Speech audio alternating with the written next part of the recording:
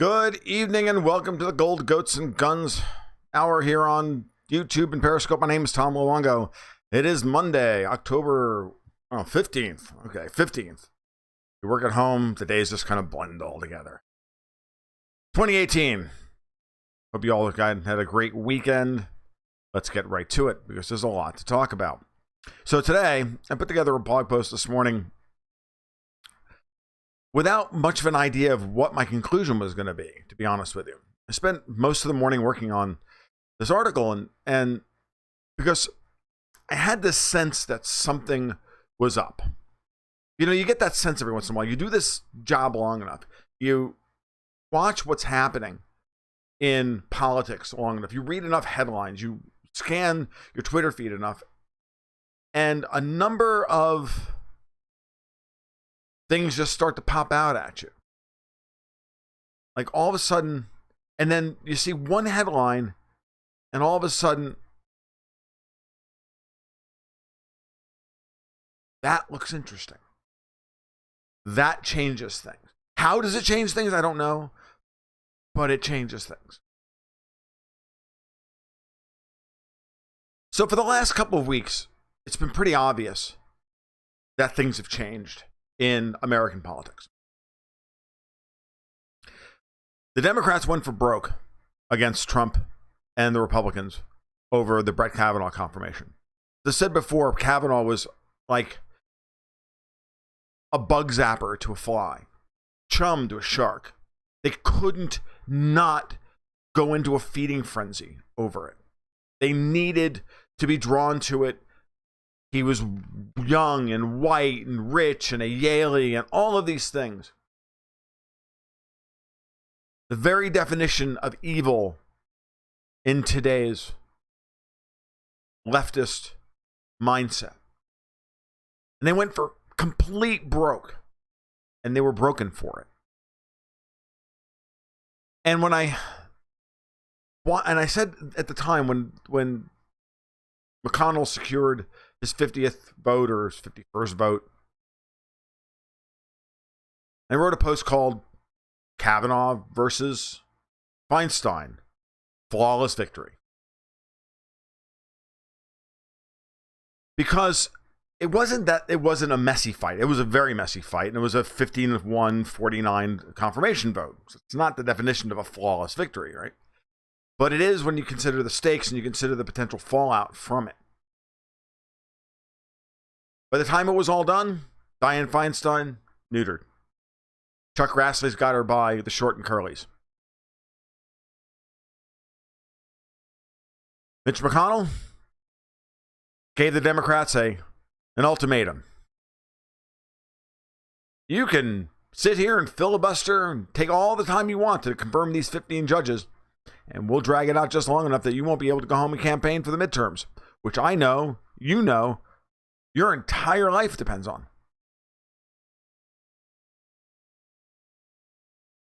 And he got them to sign off on it, got them to sign off on the judges, and they're home right now rearranging deck chairs on their Titanic. So that's where we are. So that's that one, right? And since then, a whole bunch of things have been happening. Little things. You know, like Nikki Haley resigning from her ambassadorship at the UN. Now, you could always make the point that, 2 years is about as long as anybody stays with any one administration. Okay, fine. But why now? Why here? Did Trump fire her? Was she going to be fired after the midterms and decided to spite him and quit early? No one in Washington wants Trump to win anything. And yet he keeps winning. And then Trump comes out over the weekend and takes the piss out of James Mattis. Now, he hasn't said boo about James Mattis in 2 years. Good evening, everybody who's shown up so far. In fact, my argument about Trump rests on him cozying up to the military in order to ensure that if there's a CIA coup attempt against him, like, I don't know, what's been going on for the last year and a fucking half, that he would have the military on his side if push came to shove.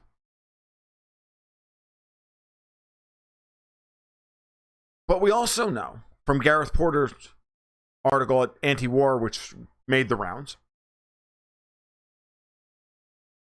that Bob Woodward's book and other reporting that's been out there made it pretty clear that Trump and his cabinet don't see eye to eye on foreign policy at all. And now that's not a shock to anybody. So Trump going after Mattis, calling him a bit of a Democrat, telling him he's allowed to leave if he's unhappy in the job.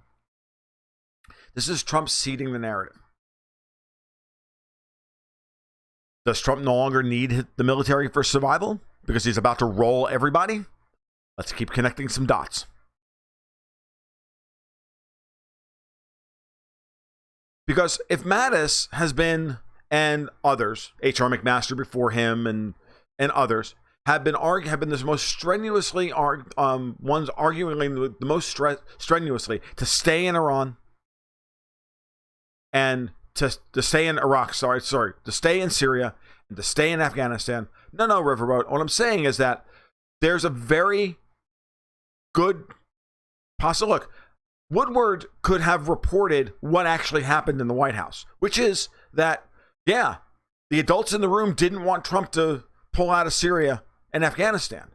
Now, Woodward would paint that as he doesn't have enough control over his cabinet, that that he shouldn't be president because he's an idiot.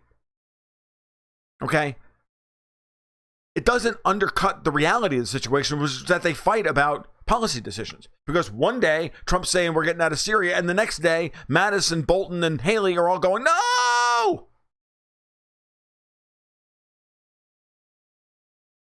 So, got to ask yourself, what's going on? Because if Trump is at that point where I've been arguing effectively for a long time now, where Trump is like, okay, fine, I'll punt on all this stuff. I'll let you guys handle all this stuff. You want to be right, go be right. But when your policies fail, I'm going to come back and I'm going to do a review on all your policies, and then I'm going to fire you all. And that's what I would have. That's what I would argue. I disagree, Riverboat. I think the best way to sell a lie is to wrap it in nuggets of truth. Without a doubt. I don't doubt that Bob Woodward got quotes from people. So, got to remember, don't be too black-pilled on things. Got to keep a nuanced look at everything that's happening. I'm not saying that Bob Woodward is a great source here. What I'm saying is, if Woodward is correct, if what Woodward reported is true, and there's every reason to believe that what he reported is true, not how he spun it, not what he wants, not the conclusion he wants you to reach, not the timing of all these things. That's all on Bob Woodward. That's all him being a Democratic operative. There's no argument about that.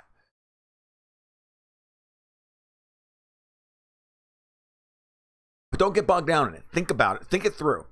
Trump and Mattis, I'm sure, have not seen eye to eye about Syria or Iraq or Afghanistan or anything else on these issues. I'm sure that Trump has deferred to Mattis on multiple occasions on this, even though he's probably pushed him on it a number of occasions.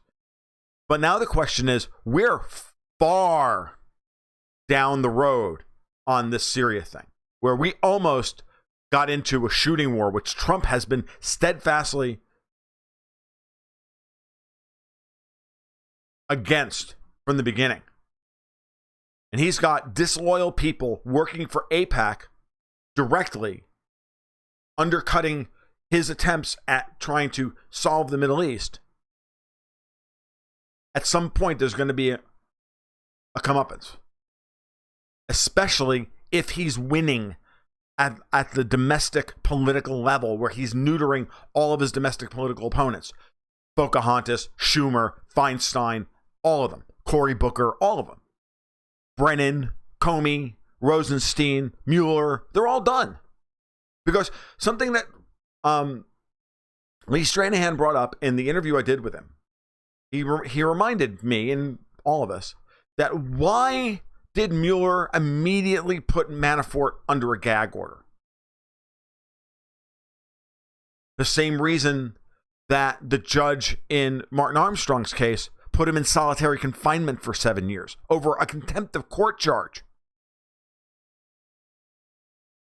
Because because none of them wanted on the record either men speaking.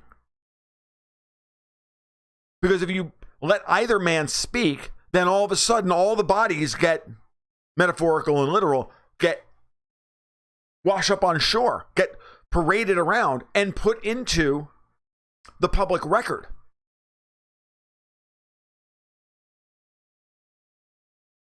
Right, Riverboat. You're right that Trump and Mattis is going to get fired, or Kelly, but they were the ones pushing it. This weekend, Trump pushed it. That's where you're missing it. That's where your blackpilling is missing it. You're missing it. Trump led this story, not them. So now ask the question, why?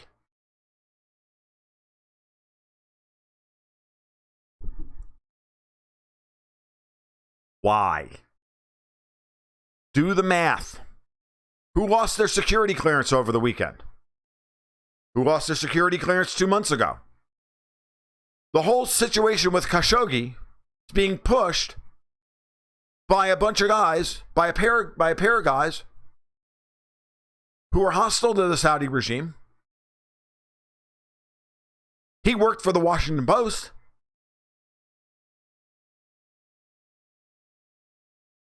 Bingo. Start to put it all together, and it's pretty obvious. This is what I think is happening.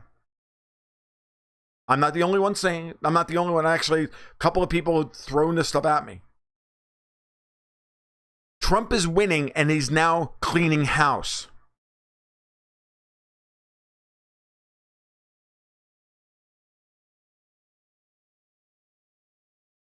Trump is winning, and he's going to start cleaning house. I've been saying for over a year that I called it that he would be, he cut a deal with the neocons last year. I said he cut a deal with the neocons to stay in power and let them run foreign policy until such time that he would regain power and their policies will fail, at which point he will grab the power back from them if he's clear enough to do so, and would have to be after the midterms. And I said this, and I talked to Halsey about this, and I talked to everybody about this. Have to be after the midterms. Would have to be when the midterms were done. And the midterms are done, guys. She didn't willingly give up her seat. I know you're being. Yes, he's a Brennan CIA buddy. That's why. He's absolutely CIA. Khashoggi was CIA. I think this is the scenario. Brennan and Clinton know they're about to go down. There may be an angle with the Saudis, and they know where some of the bodies are buried and everything else. Bin Salman is in Trump's corner. He's a key to Trump getting a grand bargain in the Middle East. The CIA wants Nayef back as crown prince because then they control him.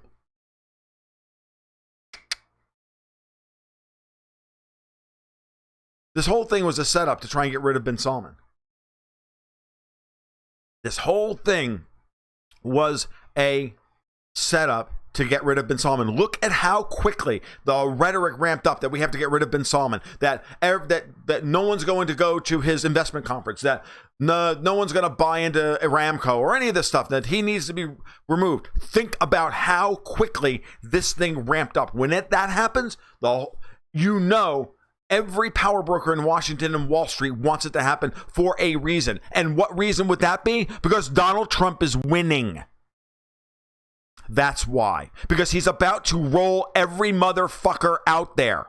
And the linchpin, what set my freaking spidey sense tingling this morning, the simple little headline on Zero Hedge.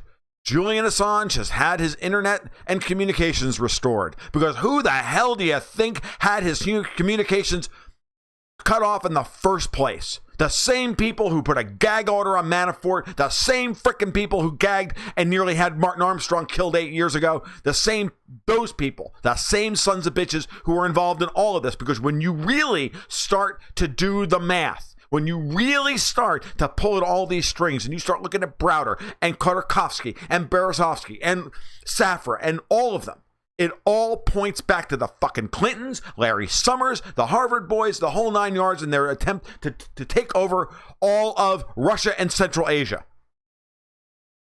And they're caught dead to rights. I was talking to a friend of mine this evening, and remember, Al Gore was supposed to win in 2000. The Clintons fully expected to control the White House for 24 years. First Bill, then Al, then Hill. Didn't work out that way, did it?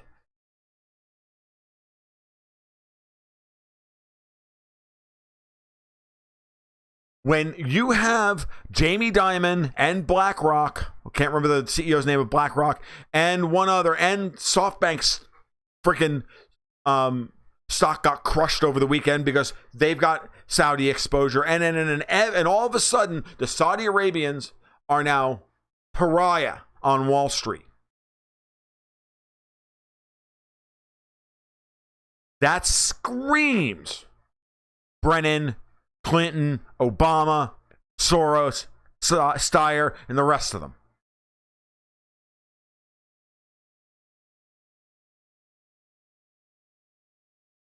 And John Kerry was his running mate. Thank you, Larry Fink, Mark Bogosian. Thank you very much. You start to put this together. No, he had non-Hodgkin's lymphoma. It came back after 9 years. That happens.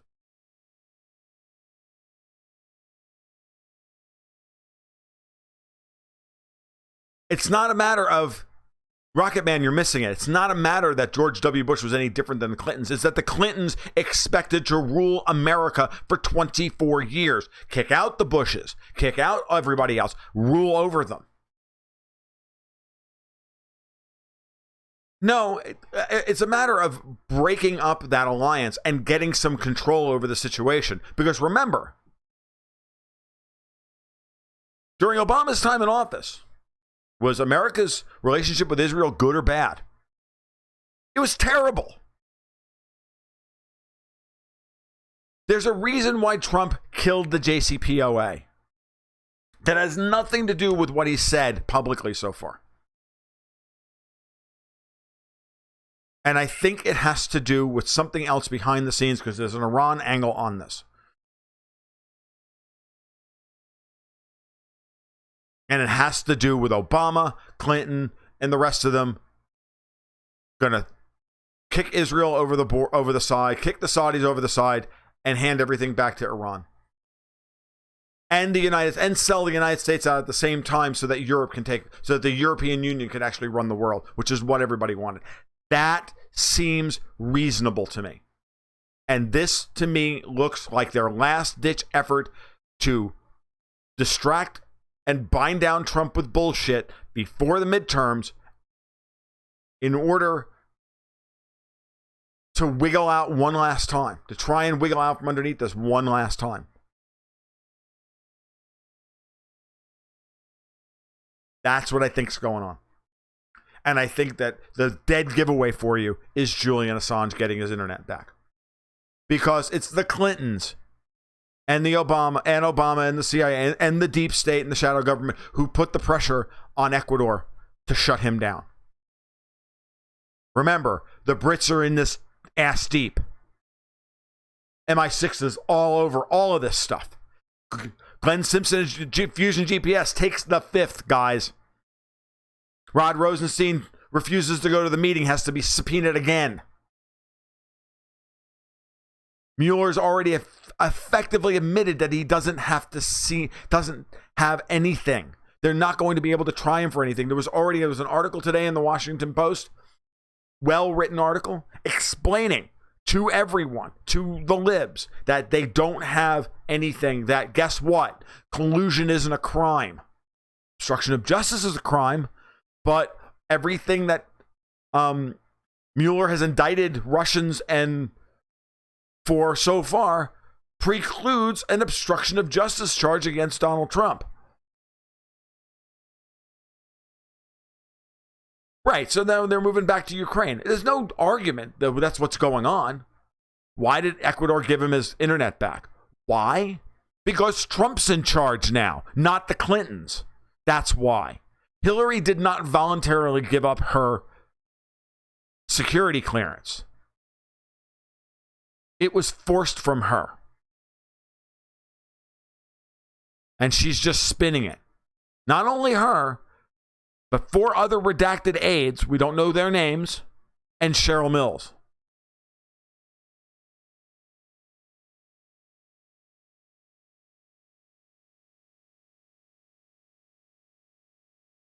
Don't worry about too much about Ukraine because Poroshenko's approval rating is 16% and the elections are 6 months away. Putin is just going to run out the clock on this. Yes, people are going to die. You missed that one. That happened over the weekend. No, it actually was reported over the weekend. Apparently, it happened like 6 weeks ago.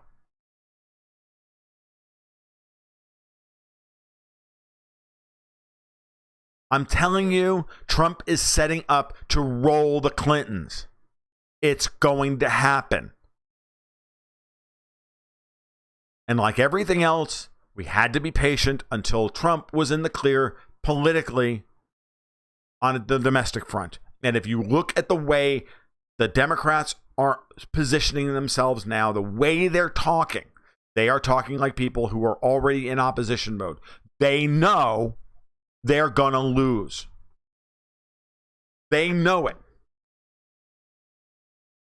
They're going to lose the House. They're not going to get the House back. They're easily going to lose 7 seats in the Senate. It's going to be just like we expected. The night Trump got elected, I sat there with my best friend on Skype for 3 hours cackling, and just between us cackling and madly and just looking at each other and going, MAGA bitches. He reminded me by looking ahead at the Senate calendar that 8 seats that were up for grabs in states that Trump just won. That night, he said that to me.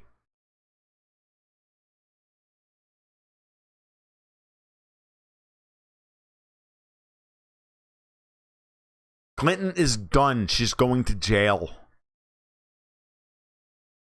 Don't worry about it. They can only command $750 or $500 a plate. What happened to the $50,000 a plate she used to do?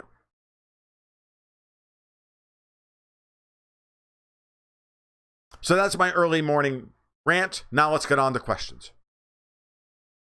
The Revanchist. Warren is done. Elizabeth Warren is the most tone deaf and she's a stunningly bad national politician. I have never seen a politician with so much supposed national cred be so unbelievably fucking stupid.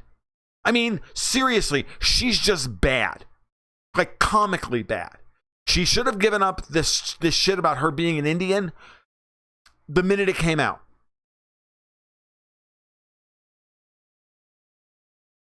She should have just rolled with Trump calling her Pocahontas. She couldn't let it go. He knew exactly how to needle her. You guys want to know what's the real story on Elizabeth Warren?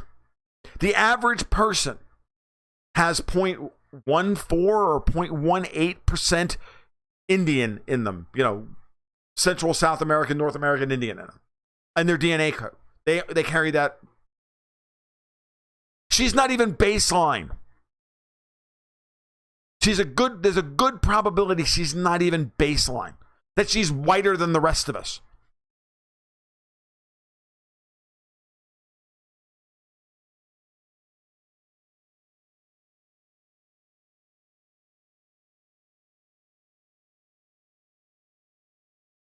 You wouldn't be asked. Yes, Jins, you're absolutely right.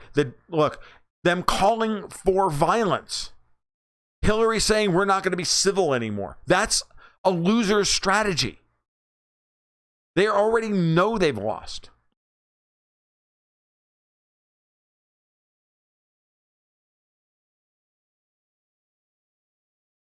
He's going after them. DTF. I'm telling you.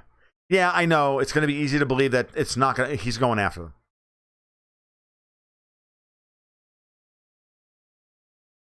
I'm telling you. It's coming. They put it on hold for a year. Julian Assange has got it all. Dana Rohrabacher already brought him all the information.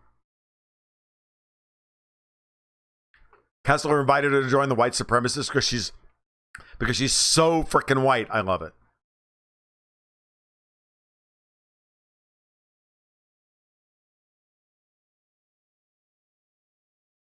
All right, let's talk about the Bavarian elections real quick because Buck asked me about this on the Twitter DM last night, and I blew him off and said, we'll talk about it tonight.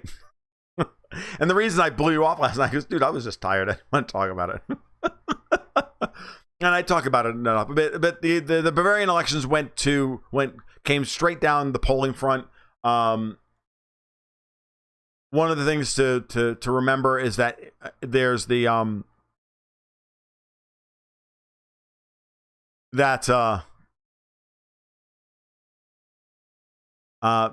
free workers. No, that's not the Free Democrats, but there's another party that came in, another center-right party that took about 10%. So when you look at the final results, the CSU 35%, the Free Workers 10%, AFD 10%.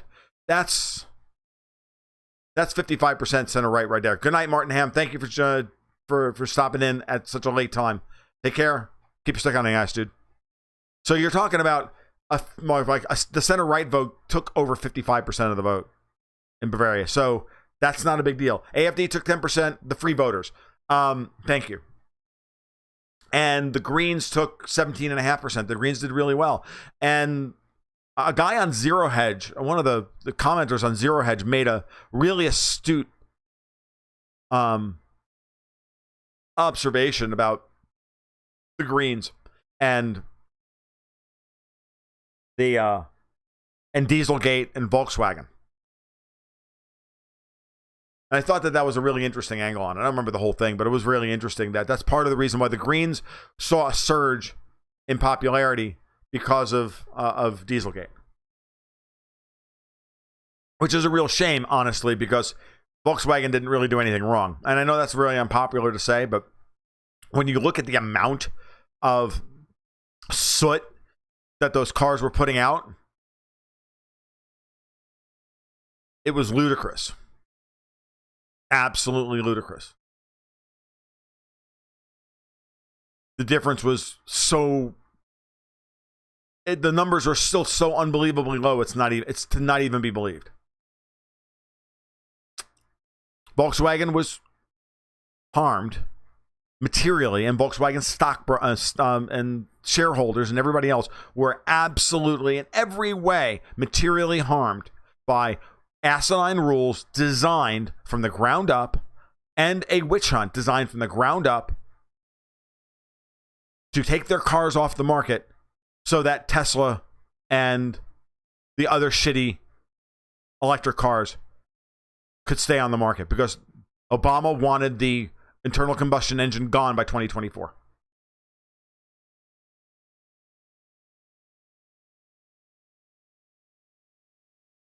I've seen they're all about the same. The Greens are somewhere around 17%, and AFD is around 17-18%. So it's going to be very interesting to see what happens as we go here. The Greens may rise as I think the Greens, though, are a pure protest vote. I think AFD is different. They're beginning to what's the word I'm looking for? They're beginning to improve their messaging. So. And the Greens are a pure protest vote against the collapse of the SPD. I mean, if you look at the SPD numbers nationally in Germany, and then you look at the Greens numbers rise, it's pretty obvious that all those voters went there. And so, there's no crossover there. It's not like AFD voters are moving to become Greens. That's not happening. The Greens are the German Bernie bros. What they are. So, all right.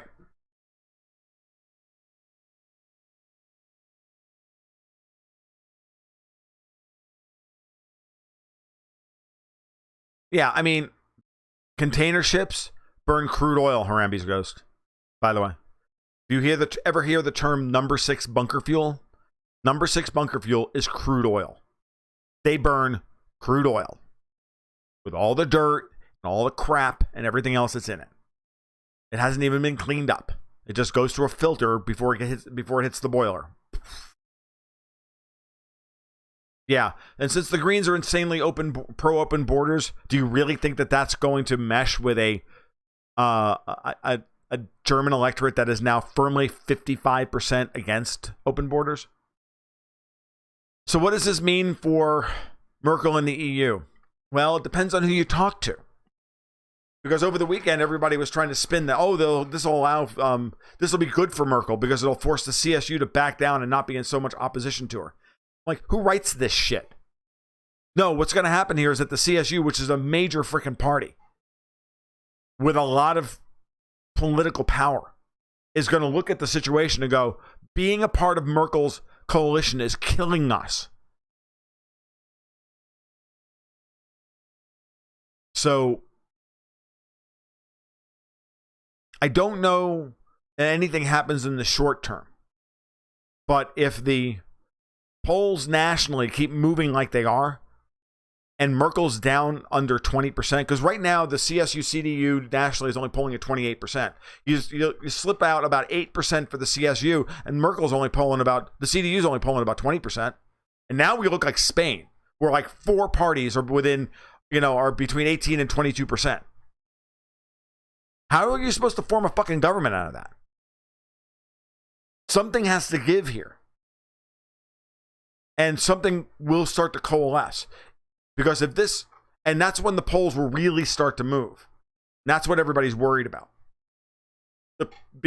Everybody being the German political establishment and obviously Brussels. Because if the CSU pulls out of the union, which is very possible for them to do, if they pull out at some point soon, then the coalition falls, and all of a sudden, it's a wide open field. And then you have a situation like you had in Italy where the major parties are all in free fall and the insurgent parties are rising.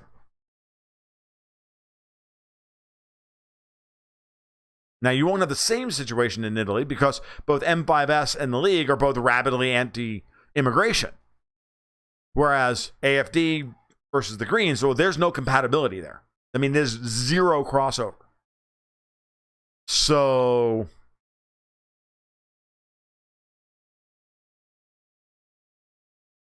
good question. But what will happen is you're going to see a lot more movement in the polls than what you've seen. You're going to see a radical shift in something. Someone is going to firmly cross the gap, the 16% gap, and take over.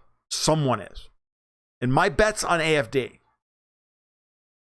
Because that makes the most sense. Whereas the center left or the left will split itself into the center left SPD and the far left Greens. The center right could easily coalesce around AfD, get them up to about 35%, and then they can form a coalition with the CSU and the Free Democrats or somebody else and put together a coalition.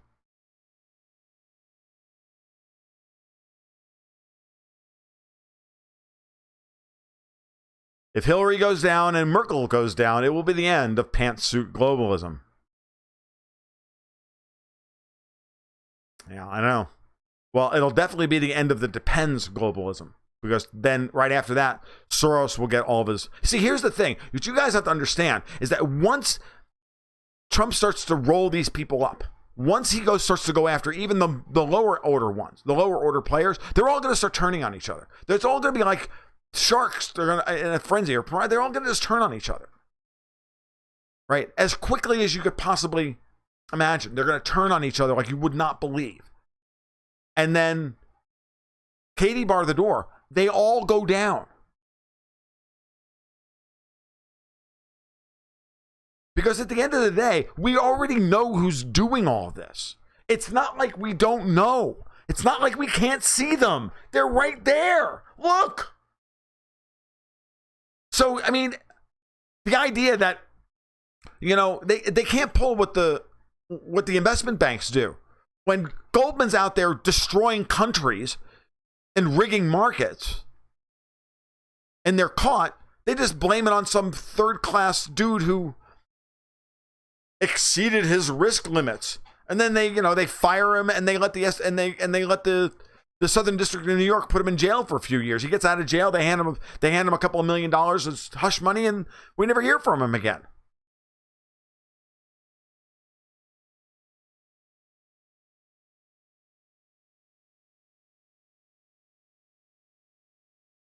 The Democrats are a criminal organization. It's something that Lee said, point blank. He's like, I'm not mincing words and I'm not like being hypey about this. They are a criminal organization. They absolutely are. And everything that's been done is an absolute crime. And it's collusion, it's RICO, it's conspiracy, it's treason, it's all of it. And they all know it. And they've been consorting with a foreign enemy, a foreign country, the Brits, to overthrow a sitting president. High crimes and misdemeanors, baby. I'm sorry. Pick a fucking statute. I don't give a shit. Guilty. Obviously guilty. And there's not like they're going to be able to blame it on, what are they going to do? They're going to roll the whole thing on the Huma Abedin's shoulders?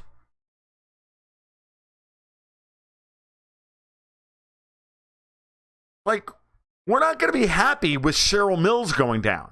Okay? We're not going to be happy with Valerie Jarrett going down. No. Hillary goes down. Fucking Obama goes down. All of them go down at this point. Because if Kanye West has done one thing that will change my mind about anybody ever, about Trump going after Obama, it's this. Kanye's got freaking black men up to 38% in Trump's corner. That turns to 50%, and fuck it. We can go after Obama too.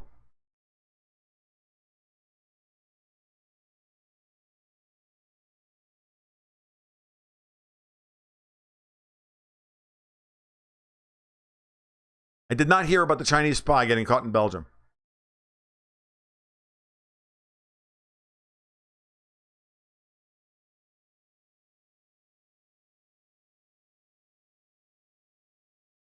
I mean,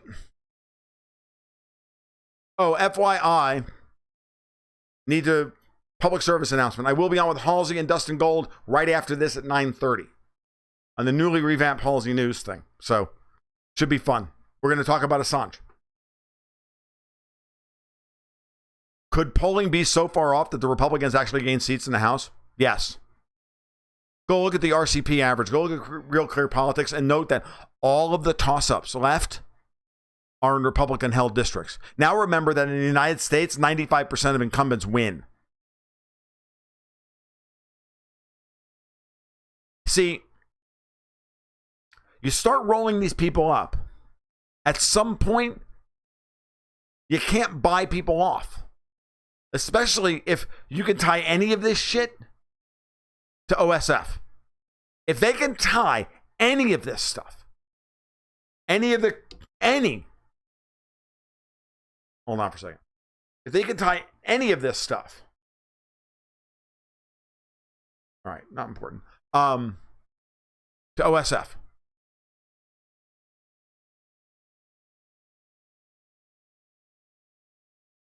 then they can go after all of Soros's billions. And once all of his billions are gone, there's no paying people off anymore to be silent because all the assets have been seized and frozen. They can go after Tom Steyer. They can go after all of them. Significance of Aussies moving to Jerusalem, their embassy to Jerusalem. You know which side their bread is buttered on? The Aussies do whatever we tell them to do on foreign policy.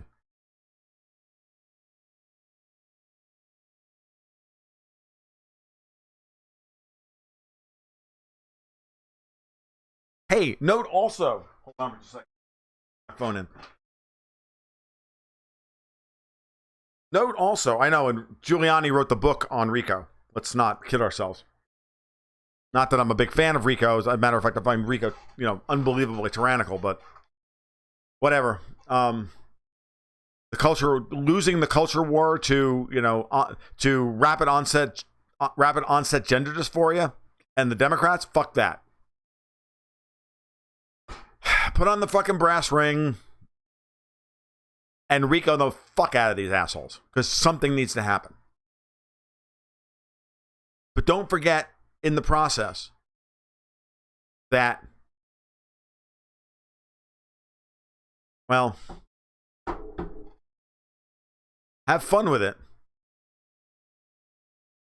I don't know. All right, never mind. How much for the hat? Because tradition and all. $26 on Amazon. It might be a little bit more than that now. I haven't checked the price recently. Come on, say what you want about National Socialism, dude, but at least it's an ethos. All right. Becoming my favorite line of dialogue in the entire English language. When the heck will Brexit actually happen? Well, it's scheduled for March 19th next year. The talks have broken down to the point where, because remember, I think I said this in the beginning, the EU will never allow Britain to leave. If Britain caves on X, Y, and Z to get a Brexit through, the EU will continually move the goalposts. Now they want a second backup. Now they want double secret probation on the border issue, and the DUP is just going, no. So there's going to be no deal on Brexit. And when the market finally wakes up to this fact, gold will open at up $200. So.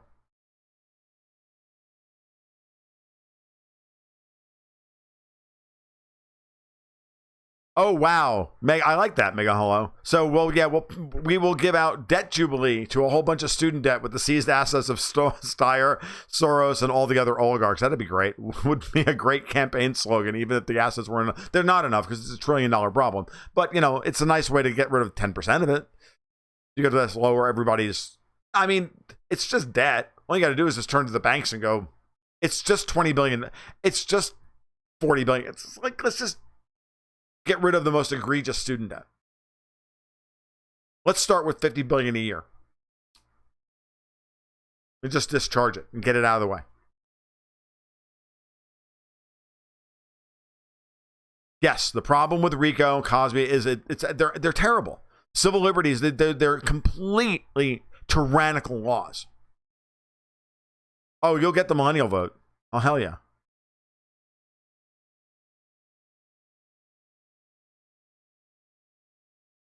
Chinese spy was keyboard off doing work.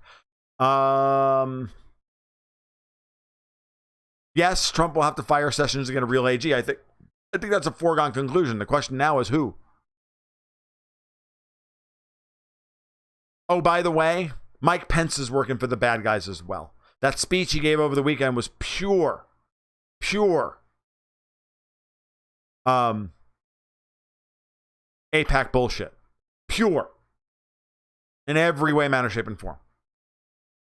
So expect when Trump runs in 2020 and he goes after all these people, expect Pence to step aside. And if he's got and if Trump has a real 57 to 58 seats in the Senate and a great relationship with Mitch McConnell, with Cocaine Mitch, then expect something like Rand Paul. Can we also render the college degrees null and void? The market's already done that, DTF. Don't worry about it. Paper doesn't mean anything in the real world. No, the humanity majors have to pay, says user 13. No debt jubilee for women's studies majors. I agree.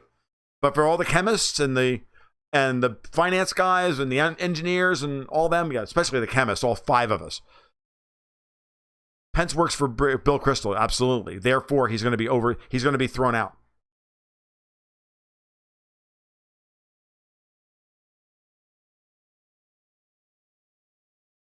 What happens if the GOP gets 20% of the black vote in the midterms?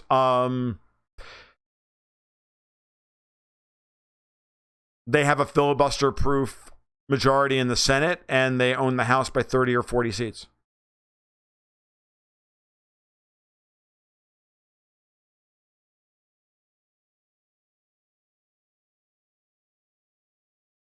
So there you are. American politics in 45 minutes. But seriously, Julian Assange is going to spill everything. And if Dana Rohrabacher loses in California and Assange is setting up to kill off Clinton, who do you think is going to be the ambassador to the UN? Or ambassador to Russia? Because you can always call John Huntsman home. Isn't that John Huntsman? Or is he, like, somewhere else?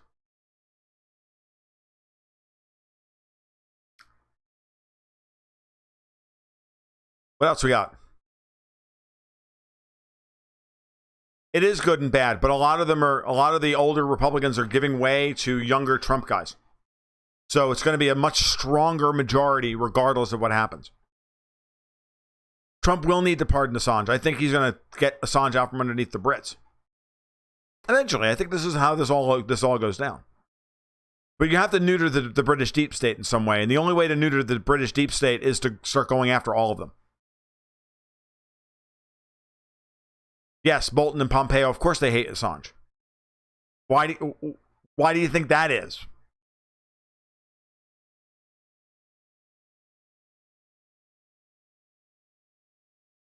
What does Sessions actually do? Fuck if I know.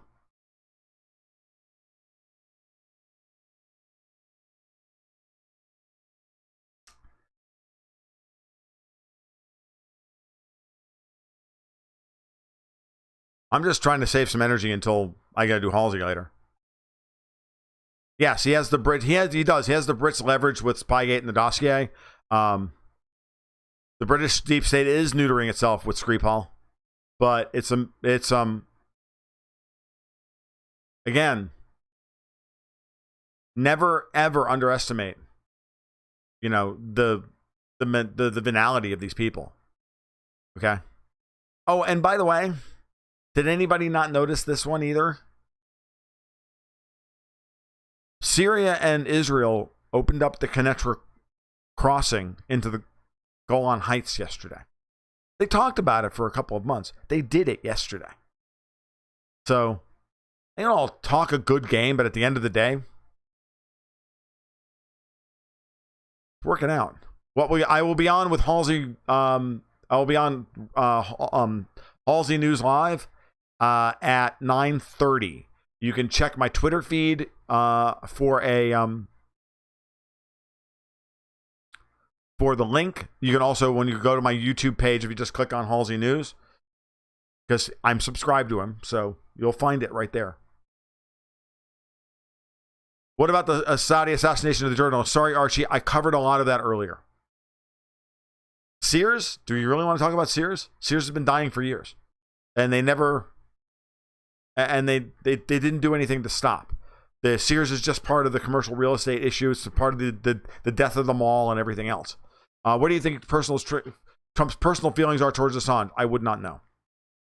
I think Trump has assets at this point. Our equity markets are trading just like 1997. Yeah, for different reasons. And we still have at least another 18 months until the peak. How about Israel boasting they're going to take out the S-300s with their F-35s? And the U.S. grounds them the next day. And then Israel grounded them the next day. Yes, that was really funny. No, it's no problem, Archie. I just wanted to let you know that we've already talked about it. So when you go back to watch if you go back to rewatch, we'll talk about it.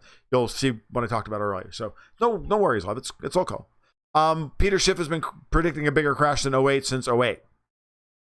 So that's nice. He's an Austrian, and Austrians don't really care much about timing. They have, especially ones that wear three-piece suits and have very expensive investment services to sell. Because you're never wrong. Schiff's heart's in the right place. But I got no use for that part of the industry anymore. When S-300s are targeting all of your planes, it can make countries, even Israel, more agreeable. Yes. I'm glad you like the optimism, Fractal. Yeah, it is Fractal. Okay.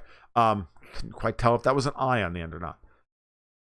Three-piece suits and a pocket watch. Yeah, now he's sporting a millennial-style beard. Like, what does he do? If he puts a hat on next, I'm like, stop. Okay, just hand me a freaking royalty check. All right.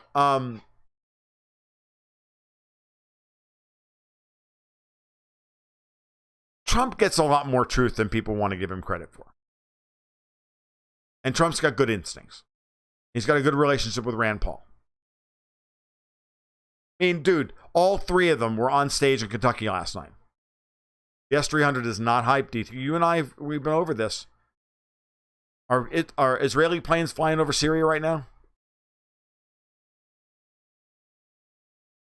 If the Israelis weren't worried about the S-300, they wouldn't be so dead set against them. It's like arguing that Trump is deep state.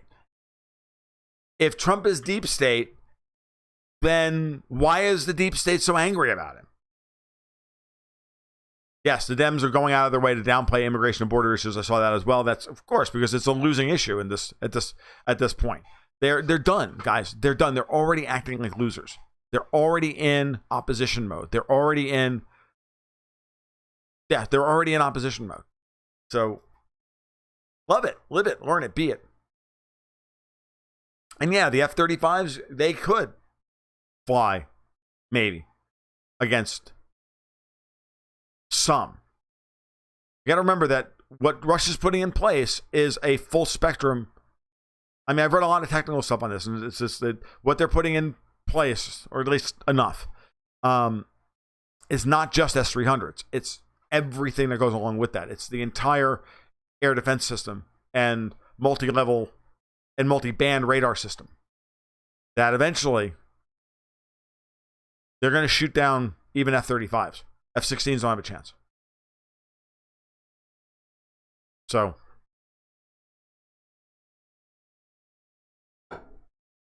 all right. What else we got? Do I think they're enforcing a no-fly zone? Not right yet, because they're still in the process of setting it up, as far as I understand. Yeah, I need to get going in a couple of minutes too. I started a little late. I want to make sure that I got software I've got to install apparently tonight, because we're not doing it on Google Hangouts, which is actually a good thing. So I am going to have to cut this off a little early. Yeah, we're at 53 minutes. Thank you, Mike. I appreciate it. How many did we have in the stream tonight? 47. We had 51 the other night. That's really good for a Monday. Thank you very much, guys. I really appreciate watching the numbers improve. We're less than 125 people away from being able to tell Google, I want to be monetized, and they are telling me no. So put up the good work. 48 people. All right. So I guess that's the show. So if you like what you heard tonight, give a like and subscribe down below. Tweet this out as you can, or do some social media thing to give me a little bit of help and a little bit of love. That would be fantastic. And if you do subscribe and you're not currently subscribed, click the little bell to ensure that you get the notifications when I do go live on Monday nights at 8 and Friday nights at 8:30. Also, I should do at least one or two other videos during the week, and you can subscribe to the podcast now on the Gold Goats and Guns podcast and on both iTunes, Spotify, and iHeartRadio. And of course, follow the blog over goldgoatsandguns.com and support us on Patreon over at patreon.com/goldgoatsandguns to subscribe to the newsletter, where I tie all this up and do the newsletter analysis, give stock picks kind of thing. So you guys take care. You have a great night. We'll talk soon. Keep your stick on the ice.